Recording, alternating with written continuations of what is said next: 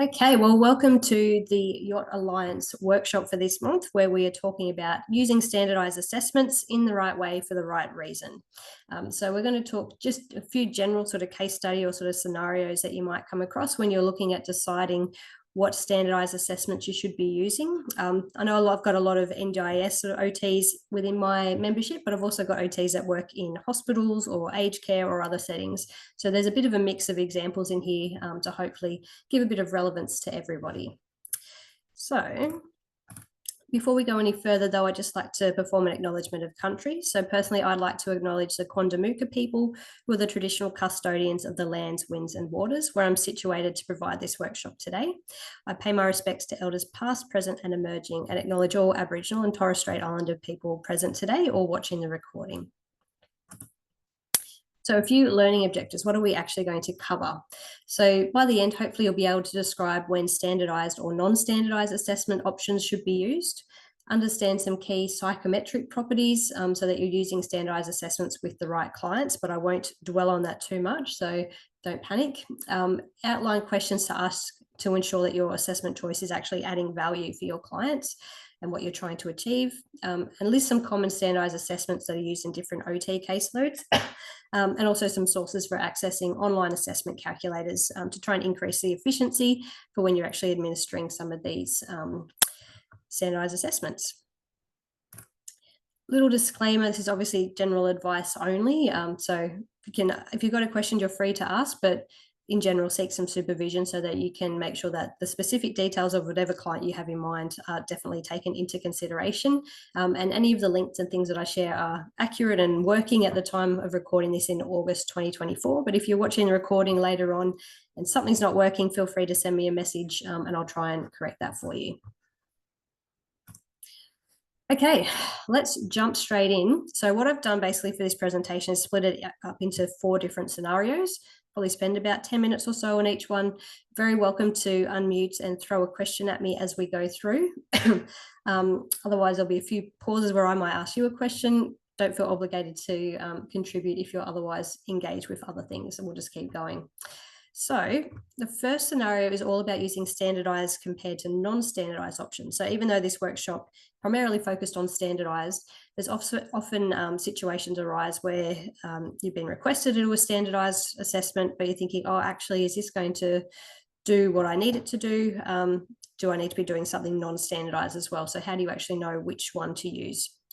So the scenario that we've got is a hospital-based one to start with. So we've got Mrs. James, this is the doctor. Basically, this is what they tell you. You've got the typical hospital type referral for anyone that's worked in a hospital.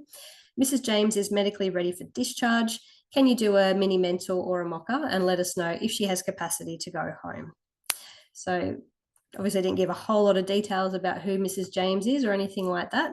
But what I'd like you to think about just from those sorts of that sort of keywords that might jump out at you if you were in hospital OT getting this sort of referral or phone call from a doctor.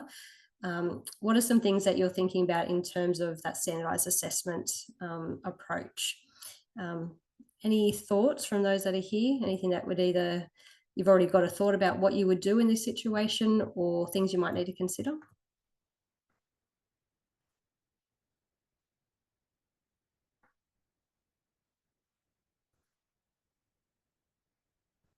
I've got some hints on the next slide, so I'll keep going. For those watching the recording, pause, have a think, write down your own notes, own ideas, and we'll keep going.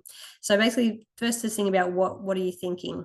So first of all, what comes to mind, reliving my hospital OT days, the words medically ready for discharge. So straight away, this tells me that their cognition hopefully should be stable, so they're not acutely unwell with a delirium or anything like that in terms of their cognition.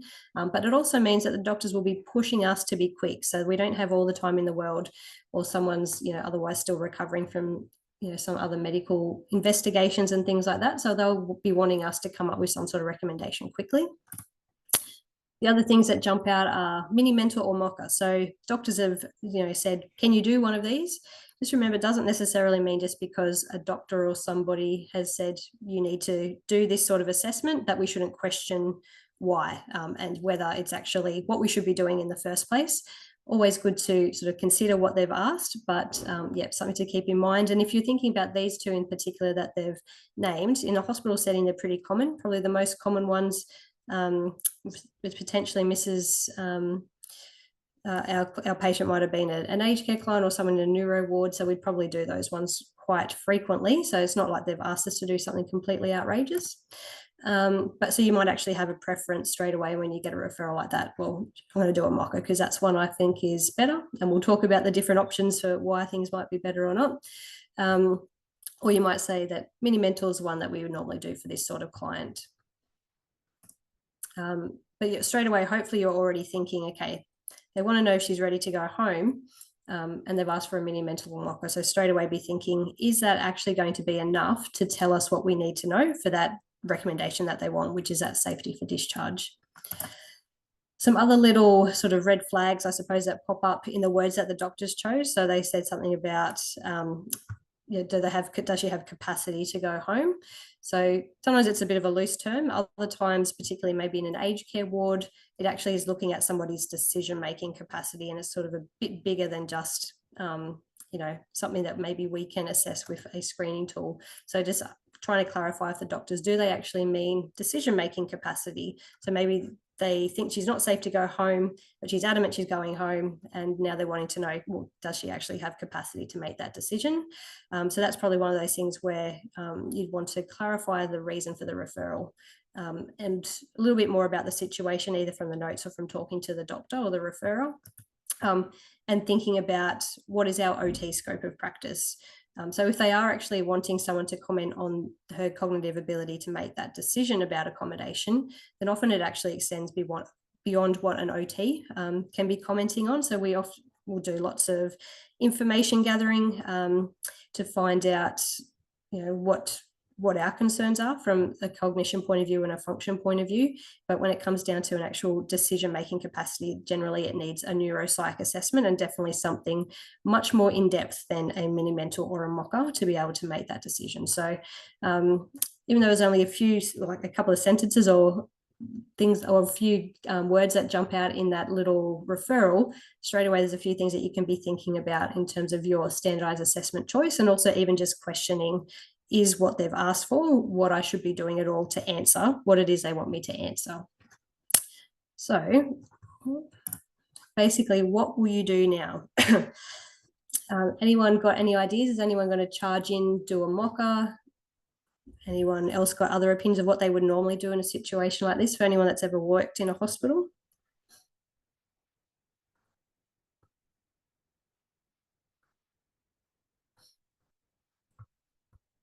And you're welcome to use the chat as well if you're not able to unmute, and I can come back to that otherwise. But what we'll do, we'll keep going and think about basically what I hope you're thinking about is that, yes, you might do a mini mental or a mocker or something maybe as a bit of a screen if you've never met the patient before, don't know anything about what her cognition is like in the first place, and maybe there's been some concerns raised from other team members that do know her well. But hopefully what you're thinking about as well is doing some sort of functional assessment. So this is definitely one of those scenarios where if somebody's questioning, can somebody go home? We need a mini mentor or a score and a mock is not going to tell us that. So they're basically just screening tools. So being aware that there's limitations in what they can tell us. They can definitely give us a bit of an indication of what areas of cognition may be impaired for the patient, but they're not going to be able to tell us definitively, is she safe to go home, yes or no? Generally, what we would need to do to answer that question is to do some sort of functional assessment. We're actually observing her to do a functional task where she needs to, those cognitive impairments that maybe we pick up on a screen, we're actually looking at in more depth. And it may be even that you decide, I don't need to do a mini mental or a mocker as a starting point. What I need to do is actually look at her doing a functional task and looking at her cognition in action. So definitely on aged care wards, neuro wards, potentially any hospital ward, it's quite common for an OT to do. We call it like a functional cognitive assessment, but basically we're doing observing a functional task, but whereas, some other transfer type things, we're looking more at physical ability. So these sorts of tasks, we're really looking at maybe physical ability as well, but also in particular what their cognitive function is like. So I could do a whole webinar or workshop on functional cognitive assessment. So maybe one day I will. But now just a couple of key points if you're thinking that I've never had to do one before. If you're a community-based OT, definitely this isn't just applicable to a hospital setting. Obviously, you'll be able to do a functional assessment in the person's own home in general, which is actually probably going to give you more accurate information compared to how a person may go trying to perform a task, say making a cup of tea or preparing some toast in like a hospital kitchen that they've never seen before. You'd expect that they'll do better in a more familiar environment, particularly if they do have some mild cognitive impairment. So the key points about non-standardised functional cognitive assessments is number one, to know the client's diagnosis. So sometimes if you know what type of cognitive impairment or diagnosis they've got, it can help you prepare for what sort of impairments you might see. So for example, somebody with frontotemporal dementia, you might see some more of that impulsivity or executive functioning challenges.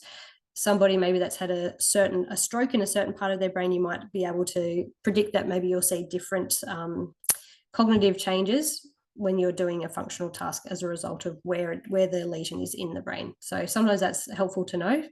Then you need to choose an appropriate activity. So obviously it can't just be everybody that needs a functional assessment cooks 2 pieces of toast and a cup of tea, because basically what you want to do is make sure that's going to be relevant for the client and it's going to be something that they can somewhat achieve. That's not going to be way too hard or way too easy, so that you can really see what their level of ability is like in action.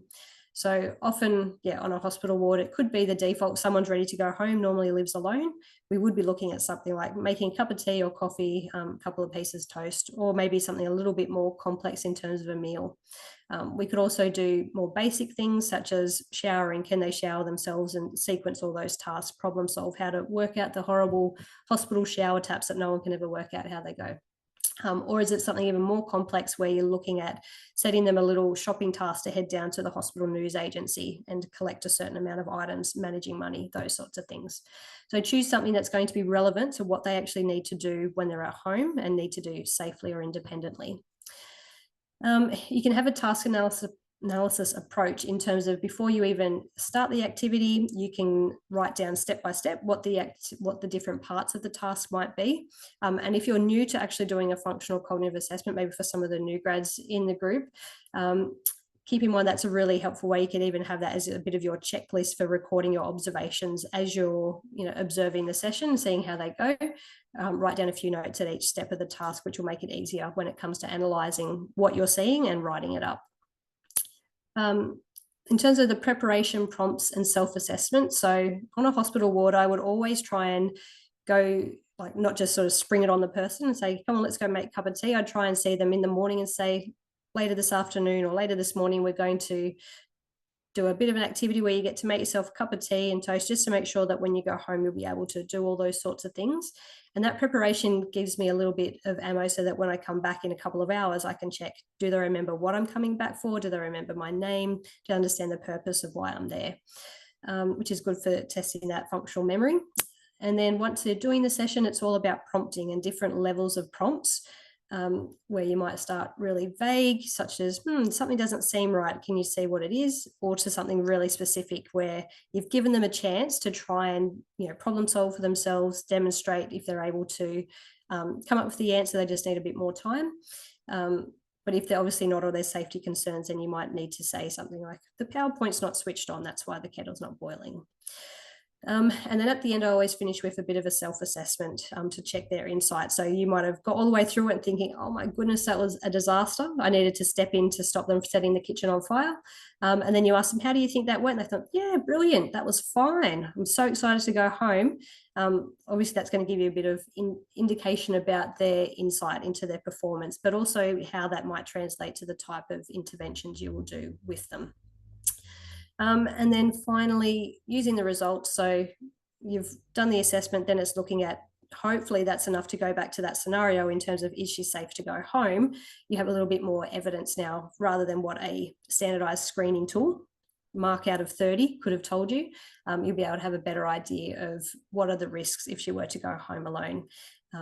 What were the is there things where you could maybe set up some different compensatory type strategies if the insight is there, that she could still go home maybe with a few different changes or adaptations. So that is functional cognitive assessments in a very, very tiny nutshell. For those that want to sort of go and explore a little bit more, maybe like I still can't visualize what this might look like if you've never done it before, there's a great YouTube video I came across, which I share with OT students all the time. I don't know if it'll play for you. No, it's not going to like me here, but give me 1 second because I knew this would happen. This is if you go to YouTube. What I'll do after the session, when I release the recording, I'll have all these links. But basically, OTs have done like a mock kitchen assessment. You probably won't hear the sound because I didn't activate the sound. I forgot to do that. But basically, you can go through and there's a few little questions that they ask you throughout it to prompt you to think about basically how you might do a kitchen assessment. It's actually 2 parts. There's a second part to it. You can see the second part over here on the side. And obviously they do it so that the patient doesn't particularly do very well. So nice exercise. There's a bit of a test yourself in terms of your observation skills, but also looking at what the therapist is using in the way of prompting and set up instructions. So I say that goes for 15 minutes. I'm not going to play it now, but you can investigate that in your own time if you want more information. Okay. Does anyone have any questions? Let's get off that about that scenario, about when you sort of choosing those standardized, non-standardized options. No, good. We're going to keep going because there's still 3 more to get through. Okay, so the next one is all about which standardized assessment should you actually use. So how do you know which one to use? And it's going to be based on things like your caseload expectations. So what are people expecting you to use? But also hopefully just getting you to think a little bit more about the psychometrics in terms of who the assessment was actually created for and who you should be using it with. So the scenario in this case is, say you're the OT sitting there, you just could be a hospital caseload again, or it could be maybe an NDIS community caseload. You're sitting there thinking, how do I actually know which standardized assessments I should be using in the first place? So there's a few different ways that you can think about this regardless of your scenario or your setting. So first of all, think about what is expected. So think about what is the referrer actually expecting. So has someone sent you a referral to see a person, but they've actually got a particular standardized assessment in mind? Maybe they want you to do a sensory profile on somebody because you're the clinician within the team that normally would do those. So just thinking about, is there an expectation of something specific? Your management, so maybe hospital department, there's an expectation that from your OT manager that you do a particular fall screen or particular pressure care assessment for particular people in a certain caseload. And then also funding bodies. So NDIS is the obvious one there. What are their expectations about the types of assessments we should do? And usually that's linked with the person's particular diagnosis. So in a second, I'm going to screen share a little bit of a hint for NDIS caseload in terms of how do you actually find out what the NDIS expects and what to do if for some reason the list that they have doesn't have your client's diagnosis on there, or you think that doesn't really suit. So we'll talk about that in a second. And then also just for the hospital-based side of things, it could be that there's certain policies or procedures that need to follow. So for example, there's lots of quality standards in relation to falls prevention, pressure injury prevention, and that may dictate what sort of assessments that we need to do as part of our caseload. So always, if you are new to a particular hospital, they're not all set in stone exactly the same. So just finding out if there are particular expectations that you should be doing associated with your caseload.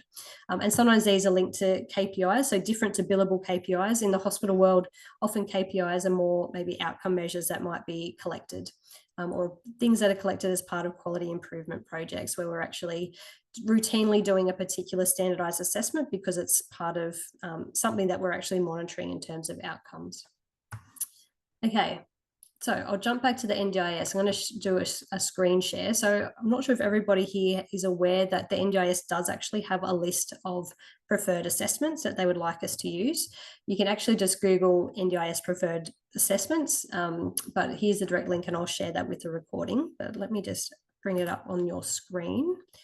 And hopefully you're seeing that now. So the link that I type in, it'll bring you to this page called Types of Disability Evidence. And you can see it's all linked with the person's primary disability, and they've got just, obviously not every condition under the sun, just a few of the key ones that you might see.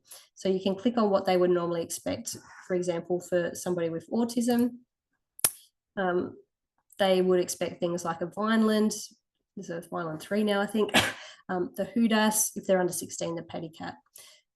Maybe if you're looking with somebody with psychosocial disability, you can see that what they would normally expect is a life skills profile, so the LSP 16 or the HONOS and the HUDAS as well. So basically, if you have a client with a psychosocial impairment and maybe you're doing a functional capacity assessment, chances are that's what the planner will be looking for in your report. Definitely the HUDAS, they love the HUDAS for everyone. So you'll see the HUDAS pop in pretty much if you opened up each of these, it'll be in every single one.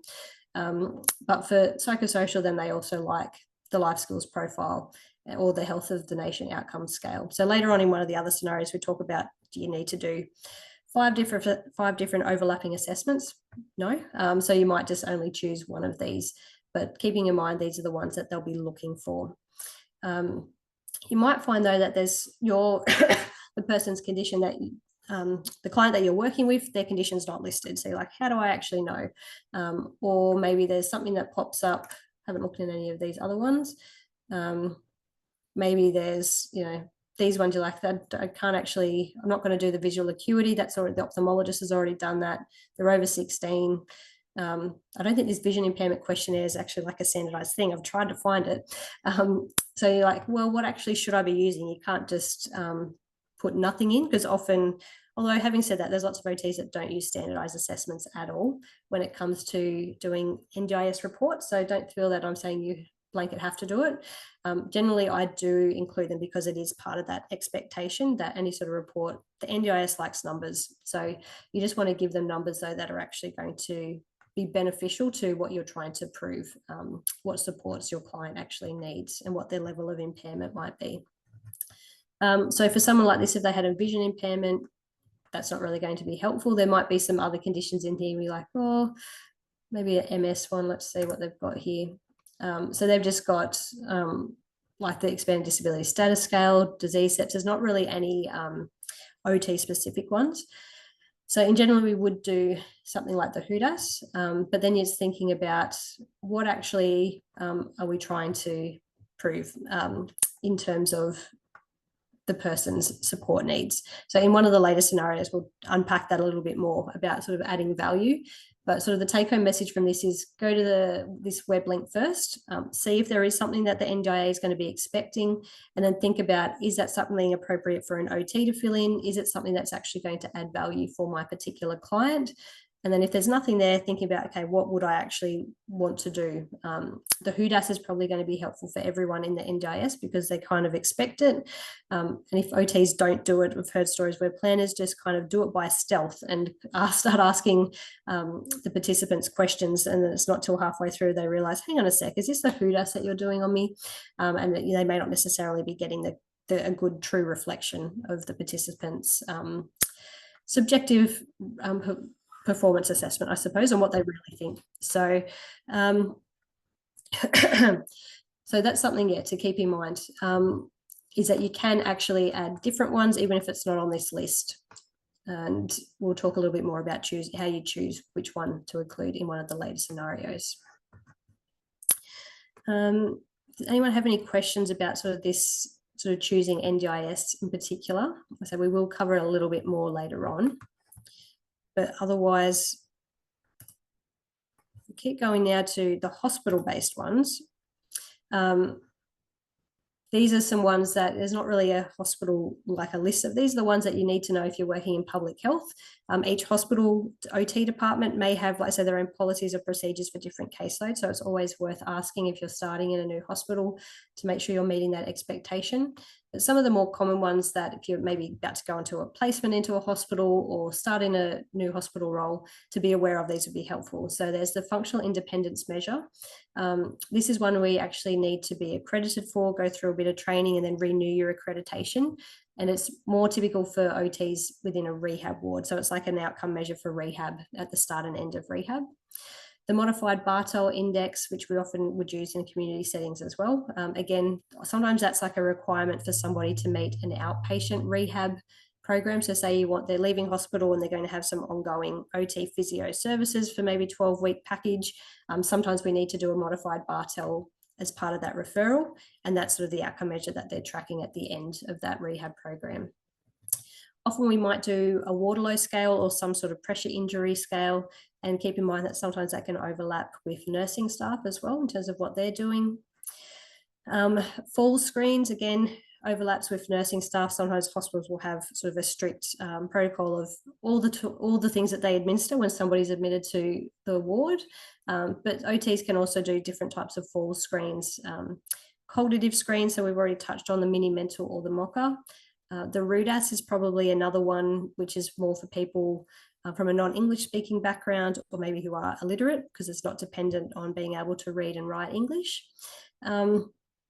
And then upper limb assessments as well. So particularly in neuro-based caseloads or rehab caseloads, OTs could be using a lot of standardised assessments to assess the upper limb and function. So again, best to just check in with whichever OT department you're working under to see if there's particular ones in mind that they might like. I think the upper limb motor assessment scale seems to be one fairly common, particularly in New South Wales across neuro wards, because it's quite functional in nature, and there's lots of psychometrics about that one.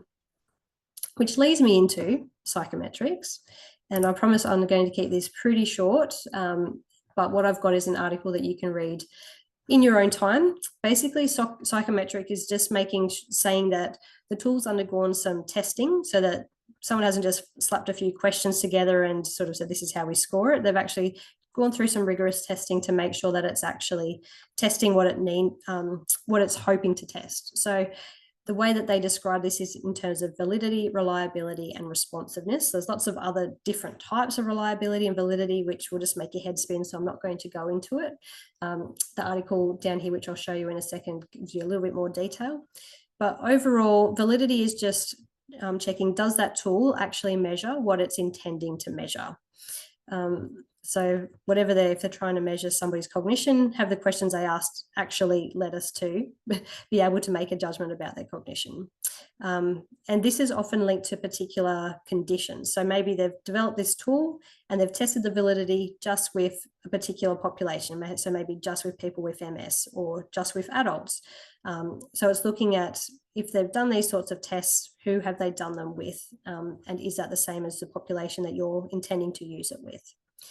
And the other part is reliability. So if someone was to go in and repeat and do the same test, or maybe a different rater did the same rating, would they get the same result? So is it reliable, or is it really open to subjective interpretation?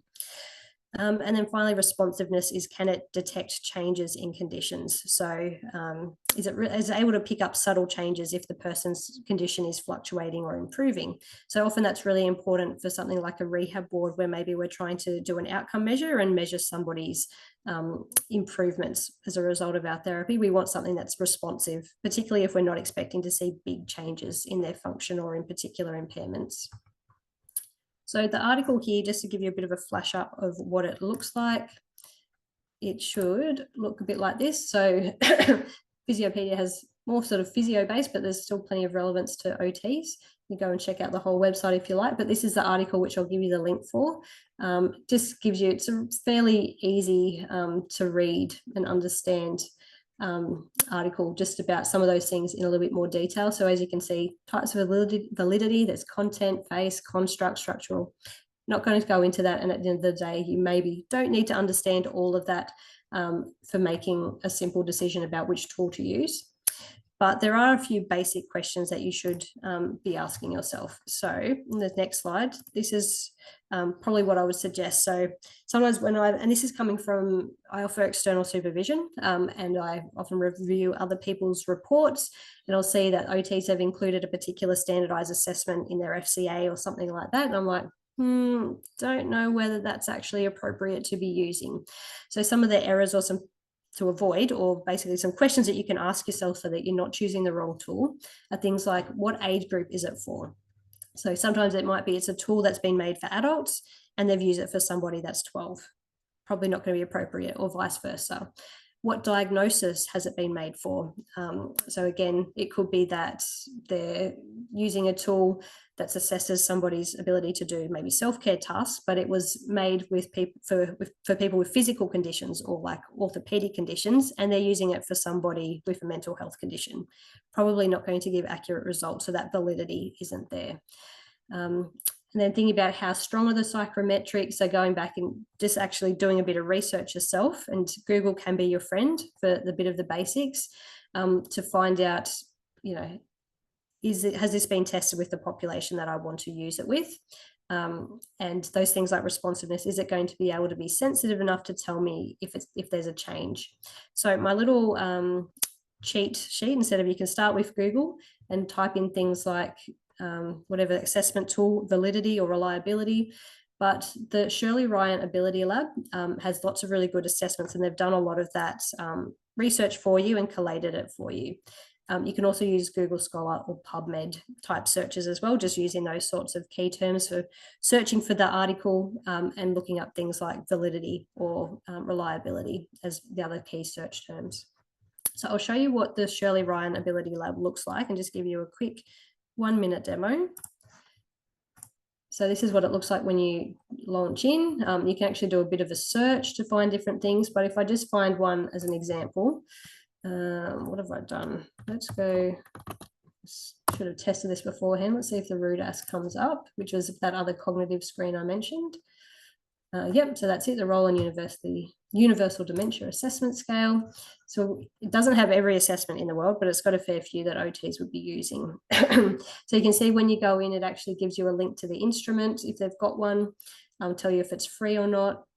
So a bit of a summary, give you a few key points about sort of what's the scoring range, what's considered the norm. So it's a nice sort of research reliable source of finding out information about a tool if you're maybe new to using it. Tells you even what you need, if there's a training course and things like that. So it looks like a health service has put together one. Tells you who you can be using it with. So again, straight away, the RUDAS, you can't do it on somebody that's 12. It's not going to work. And even breaks it down into which ICF domain, what it's measuring, cognition. And what they've done is, so when I said before, you know, how do you know if it's appropriate to use with someone that's like an older adult, or somebody with MS, or somebody with a different particular condition? They've actually broken it down into different populations and what research studies it has been tested with.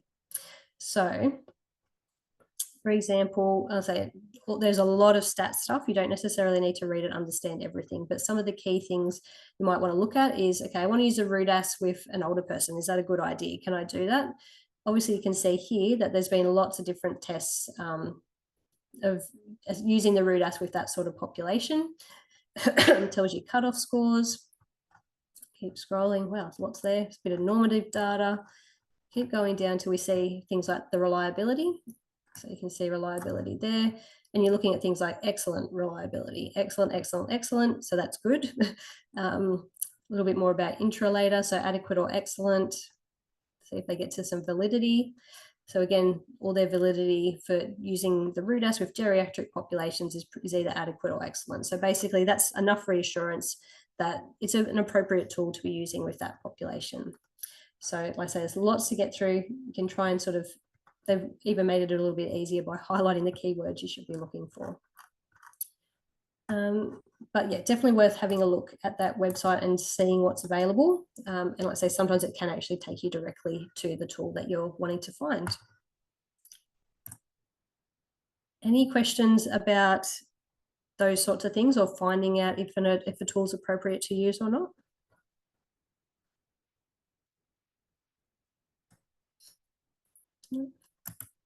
Okay, got 2 more to go in 20 minutes. We should get there. We'll see how we go. So this next scenario is what I was referring back to a second ago about, is it actually adding value? So questioning, like, we've always done it this way. We've always just used these assessments. We need to start always be questioning, does that mean we need to use it for this client? Is it actually adding some sort of value? And for example, when we were talking about those NDIS ones, if there's no assessments listed or there's multiple listed and you're like, do I need to do all of them? That's exactly the question you should be asking, and coming back to what sort of value is it adding for the client? So the scenario we're talking about could be you go rock up to a new hospital ward, or you start with a new NDIS company and they've got a particular way that they do things. They say, we just do these 5 assessments for everyone. We've always done it that way. So obviously be tactful about how you question that. But I would always suggest that it's worth questioning, because for some clients, it's really just not appropriate. And something that jumps to mind was I had to take my son to an ENT the other day, and part of the paperwork and all the text messages they send you beforehand is like, can you please fill in this outcome measure? Anyway, so I clicked on the link and started filling it in, and then quickly became aware that I was filling it in for my 5-year-old son. It was some sort of quality of life rating scale, which had absolutely no relevance to the reason that we were being referred to see the ENT for. And I kind of got halfway through and like, I'm not submitting this, because it was optional anyway, but I'm like, it's one of those things where they're sending it to everyone. How helpful is that data they're actually collecting? How accurate is it measuring what they're actually trying to measure? Because there was no filter in terms of who they were sending it to. So we just need to keep that in mind as well. Not just do an assessment with everybody because that's the way we've always done it, but just thinking about what value is it adding. So what could that value actually be?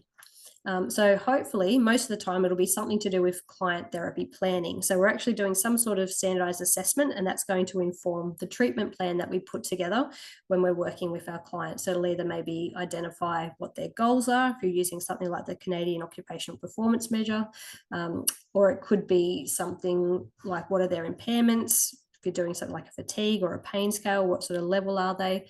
Or it could be something really more global, like a HUDAS or a FIM, or something where you're looking at what's their overall function and what are those key areas that are most difficult for them, and that might help you prioritize what you're working on. The value could also be in getting the right assessments in there for funding applications. And I suppose NDIS is what jumps out, but there's lots of other funding bodies that may have their own rules about what assessments in particular they like to have. So when I was back in the hospital wards a decade ago, for people that came in with a motor vehicle accident with a traumatic brain injury, there was a particular we needed to do the FIM for them as part of accessing the funding application that we're doing in New South Wales at the time. So again, just thinking about, make sure you're finding out, is there an expectation? Because that's going to add value. If you're missing those from your treatment planning or your assessment process, it's really going to impact the funding success that you're applying for. And sometimes the value could be some sort of quality improvement or research project. And I probably think it's probably more prominent in public health, where there's more sort of expectation around completing some of these things compared to maybe a small private practice.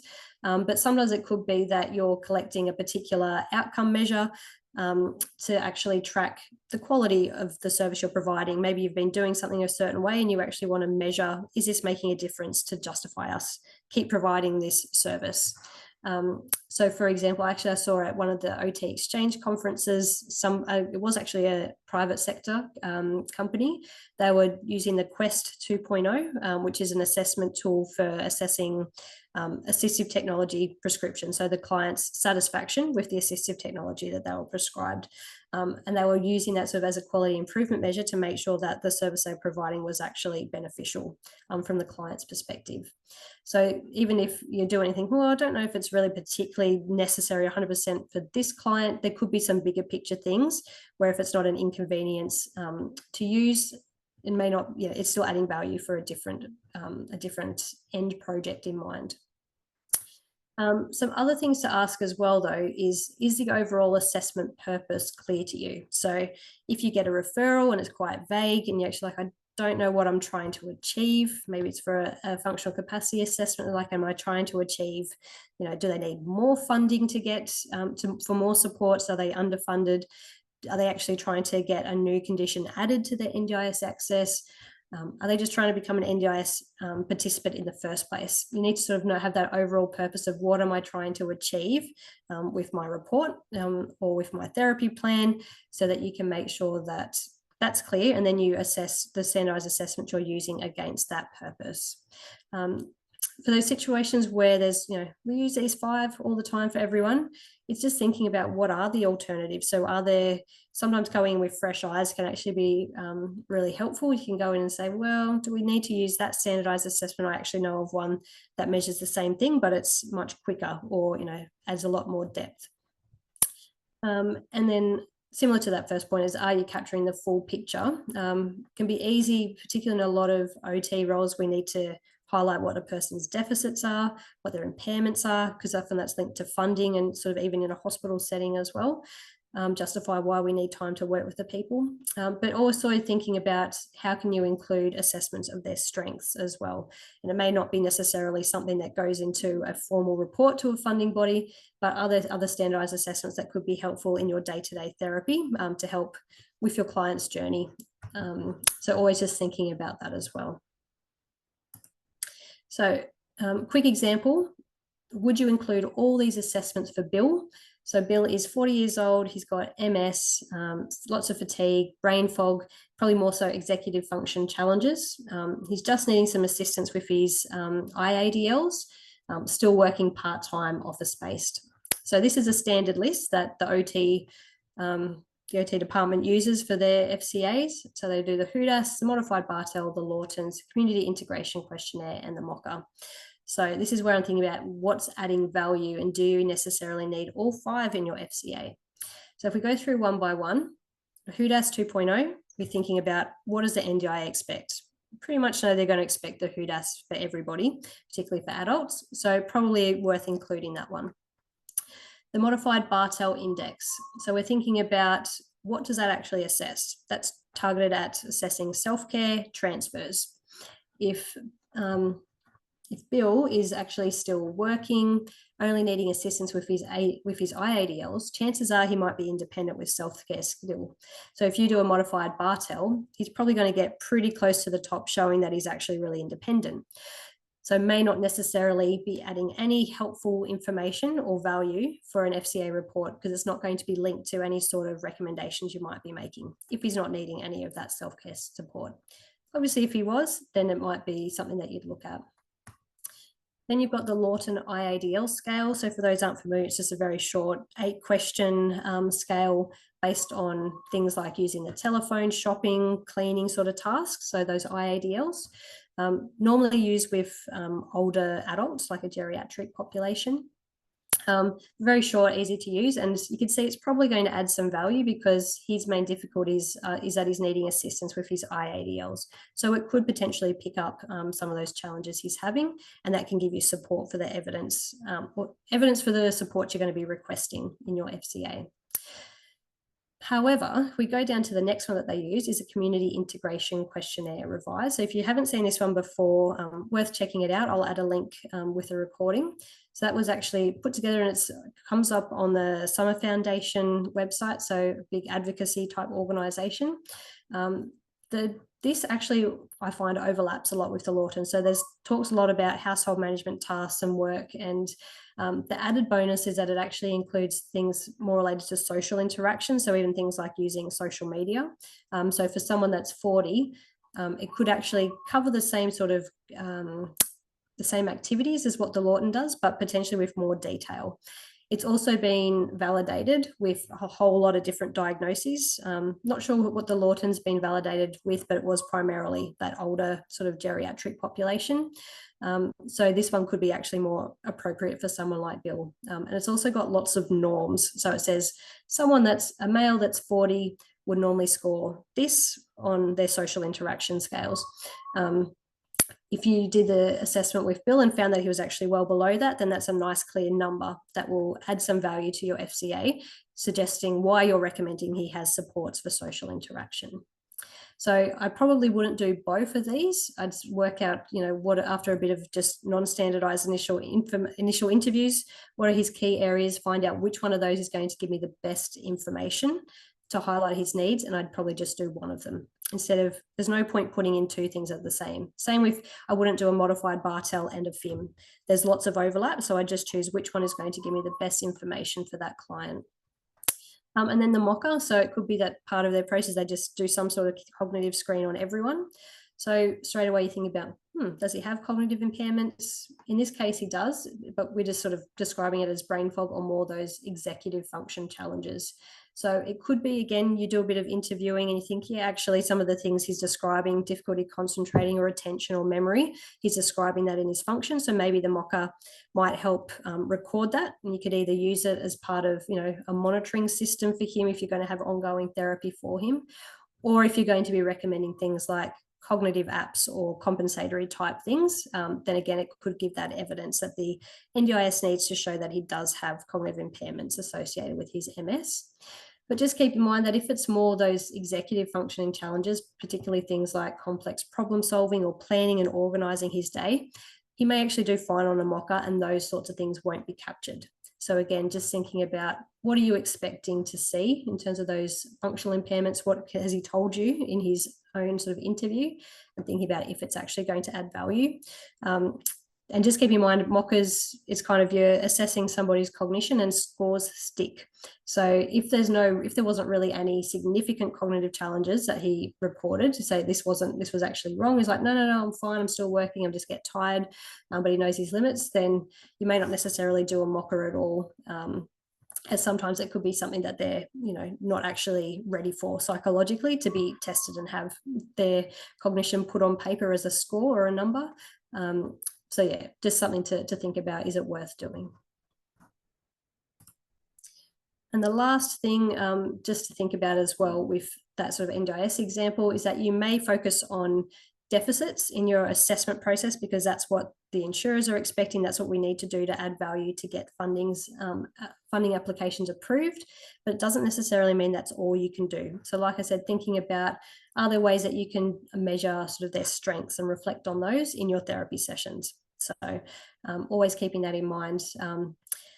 And also just in terms of that as well, if you are putting together this lovely report that's got all these impairment focused assessment results, just keeping in mind how the client may interpret that and how disheartening it can be. So keeping in mind that you need to, explain why it's written the way it's written and thinking of other ways outside of that report where you can really focus on their strengths. And then the second point there is that there are actually times in the NDIS setting where you can focus on the good things, focus on those strengths and actually put it in a report. And that's generally if you're doing some sort of plan review report. Maybe you've been doing ongoing OT capacity building sessions, working on particular goals for an extended period of time. And they've made lots of progress and now you need more funding approved so you can keep building on that progress. Obviously, the NDIS wants evidence that what we're doing is effective. So if you just said, yep, they've done really well, they're showing improvements, but you can't give them any quantitative numbers to demonstrate that effectiveness, it's harder to get it approved. And with all the changes proposed in the new NDIS bills and legislation, there's sort of rumblings that they could be pushing more and more towards that, proving the effectiveness of the services we're delivering. So really start to think about what sort of outcome measures might be able to capture the improvements that you're seeing as a result of the OT you're providing. And it's always just remembering to not just think about that at the end when it comes to doing a plan review. Think about, okay, before I start this session, this series of capacity building, what's my baseline? How can I capture a baseline function so that when you get to the end, you can measure and you've got that comparison to show that effectiveness. And if there's no sort of standardized assessment that's really capturing it, it could even be just things like keeping records of how long it used to take them to do a task. Took them 30 minutes and now with all your strategies are able to do it in 10 minutes, or what level of assistance did they need for a particular task and what are they able to do now, with obviously more specific details and timeframes or distances, those sorts of things that you can include, even if there's not a standardized tool that will work. Okay, and our last one, which will hopefully maybe give you a few little pointers that you can use if you're looking to get a bit techie, talking about when you're actually administering these standardized assessments, do you do it in a paper, hard copy form? Are you maybe typing into a template onto a computer, or are you using some sort of online app or calculator? And thinking about, okay, is there a right or wrong way? Which one should I be doing? So the scenario is, how should I actually deliver and score a standardized assessment? And again, no right or wrong answer. So I actually asked this on my LinkedIn page as a poll. So I had over 114 votes in a week. It's just closed this morning, I think. This is what the results were. So 57% of, not necessarily all OTs, could be some other allied health in my network as well, were using paper-based hard copies still as their primary one. 26% were moving towards using apps or online calculators, and some were manually typing into a template. There are also some really good comments that were put up sort of from people that were commenting on why they do things the way they do. So you can jump on, I'll share the link and you can jump on and see what they've suggested. So for some people, the paper-based was just easier for their brain. That's what they were used to. Others were using apps because that was quicker and more efficient for them. And others were really taking into consideration, what's appropriate for the client, what's going to be most easy for them to engage with. So if we talk about those things in a little bit more detail, so you can think about when you're choosing, okay, paper, app, which one? So you can think about the client's perspective and you can think about your own efficiency as a clinician as well. So from a client perspective, thinking about their health literacy. So do they actually understand jargon, things like that? Could you actually print them out a paper-based, self-report pain scale or HUDAS or something, give it to them and they actually understand all the jargon that might be written in it? Possibly not, so you may not be able to choose that as the option if you're going to give it to them to do sort of themselves.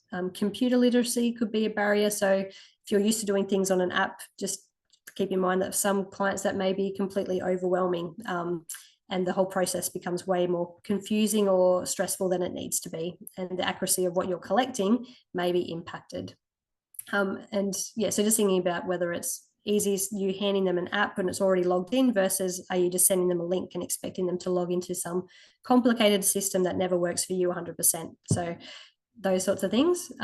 Trust and rapport building. So like I mentioned, the other OT, having a laptop sort of between them. She found that was actually, she worked, I think, a lot with Indigenous clients, and that was very much exacerbated like a trust issues, power imbalances, her seeing as the expert going in telling them what to do. So she preferred to have those paper-based ones, move the laptop right away so there's no barrier for that sort of cultural safety.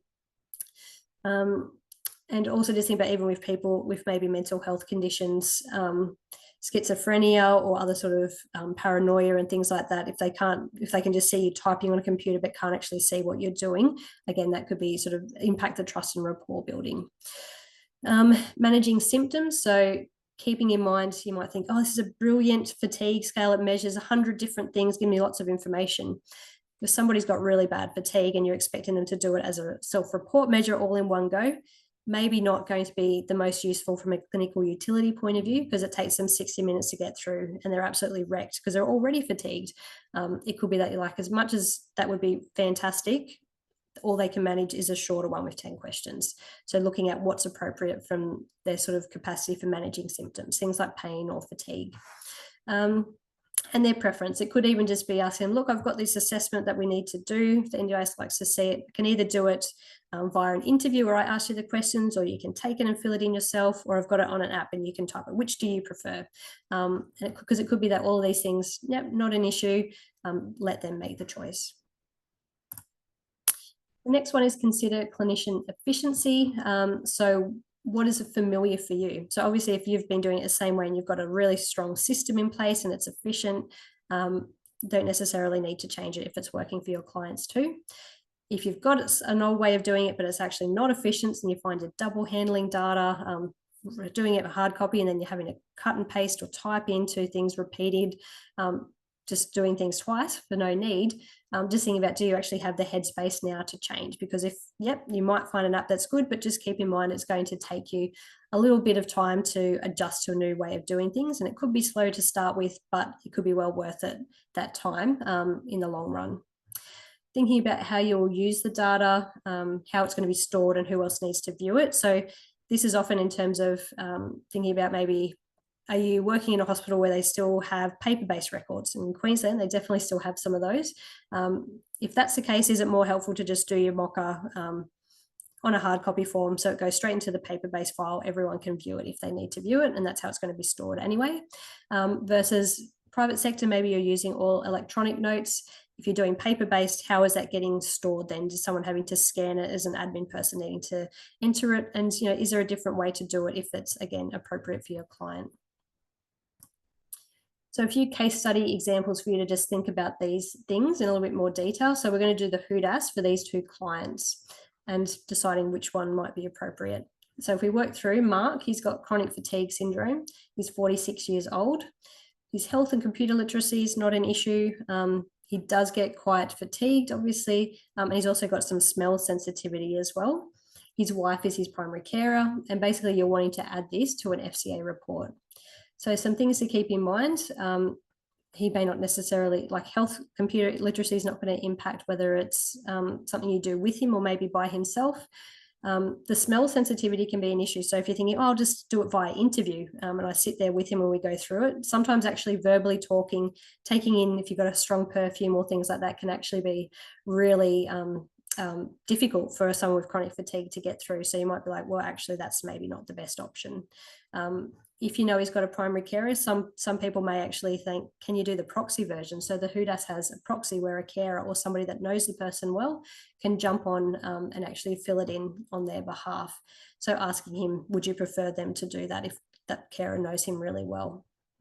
And because we know it's going to an FCA report, they're generally electronic. If there's a way that we can do an electronic version, it's going to stop that double handling. So for him, it could be even that we get the complex spreadsheet for the HOODAS, and we basically just say, when you've got, you know, a few minutes or whatever, go through, fill in your scores and then email it back to me. Particularly if he maybe has done them before, he knows it well, then yeah, that could be a time saver that works for both of you. Whereas we've got Mary, who's 75 with Parkinson's disease. She's actually really nervous about computers, but she's also got difficulty with handwriting and impaired vision. And in terms of the storage, there's all sort of online multi-disc medical records that this would be stored in. So straight away you're thinking, oh, computer's no good, app, that's out. But she also can't write, she can't see very well. So getting her to fill in like a self-report version is probably not going to be helpful. But maybe what could be helpful for her is actually if we're doing it, administering it via interview. So if we're doing it via interview, then we can think about, in terms of how we record the scores, really comes down to sort of our convenience, I suppose. If it's going to an online multi-disc medical record, then we might decide we're just going to type it straight into that complex spreadsheet and sort of save a copy and it gets uploaded that way. Or maybe there's a built-in template on your medical record system where you can type it straight into that as well. But for Mary, her experience is the same. She doesn't have to be exposed to the computer and working it out herself. You're just going to be asking her the questions. Now I know I've just hit 1 o'clock, but I'm going to keep going for those that want to stay. If you need to go, that's completely fine. Here are my examples for some of the ways that could save you some time if you haven't come across them, if you are looking at getting a little bit techie. So I'm going to tell you about NovaPsych MD app. And I'll show you, if you are using the HOODAS and you keep thinking, what is Claire talking about, this complex spreadsheet? I'm just going to stick with my paper-based scoring. It is easier. So let me show you. I'm going to jump onto the screen sharing again. First one we had was NovaPsych. So this is basically probably meant for psychologists, but a lot of mental health OTs in particular jump on, and you can actually have there's pricing there. You can sign up for a monthly subscription.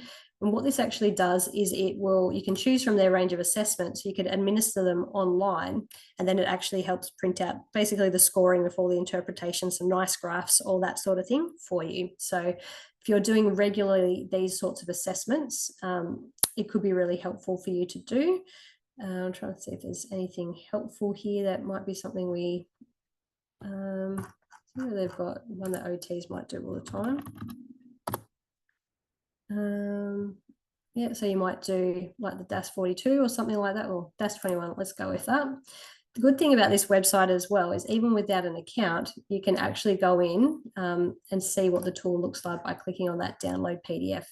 So you can still get a PDF version. And for those that are like, can't afford or justify the app, but I want to be able to do these things electronically instead of printing this out, you can then actually just go up into like your draw function, save it, obviously, save as a copy, draw, let's go, we want to do this, and maybe you're going to talk through it with them. Okay, we're going to circle it. we do it this way, or use the highlighter or whatever it is, and you still fill it in and go up to your save button, save as, and then you've got electronic copy rather than having to print it out and do it that way. So that's another way to sort of get a little bit techie without it being actually an app base that you're paying for. But you can see if you go to the sample results, it will actually give you nice scores like this, all the percentiles, the descriptors, a graph, a little bit of interpretation as well. Just remembering that whatever it gives you is all very general, just on scores. It's still up to you to go back and then link that back to your client's particular functional difficulties or the points that you're trying to make with that. So yeah, definitely worth looking into. I think in terms of whether it's worth the subscription, depends on how many of these assessments you're doing, but it's not necessarily all mental health focused. So let's look at even the disability ones. They've got the HUDAS on there as well. They've got the life skills profile. So you might find that if you're doing just FCAs and pumping out HUDASs every week, maybe it's worth it for you to look at that way. So they've got the proxy, if you're doing it via interview, all those sorts of things. So that's one. Oh, let me get rid of that. The next one on my list was the MD app. So I stumbled across this by chance. This one I was actually looking for an app for the modified Bartel index. So what you can do, again, is you can type in the tool here. You can either search by the different options, but if I use the modified Bartel as an example, type it in here, gives you this one, modified Bartel index for activities of daily living. You click on it, and what it does, so it gives you the scoring. I'll give you a demo in a second, but it also gives you a little bit of information about some of those, like the psychometrics and all that side of things. For those that are familiar with the Bartel, you know there's different types of scoring. So there's either the Collins one, the SHAR one. The SHAR one's probably the one that OTs would use more often because it gives you more detail. But at the bottom of this, if you keep scrolling down, it gives you lots of different information about the tool itself, the different dependency levels, reliability, limitations, so all that stuff that I talked to you about, who you should be using it with, is it good quality or not, it actually does some of that for you. So again, not every assessment tool we'd ever use is on here, but it does have some of our common ones. So if you're going to administer this online, again, the Bartel is actually, you don't interview the person and rate their score. It's actually your interpretation. You rate them based on all the information you've gathered from your observations, you're chatting with them, chatting with carers, those sorts of things.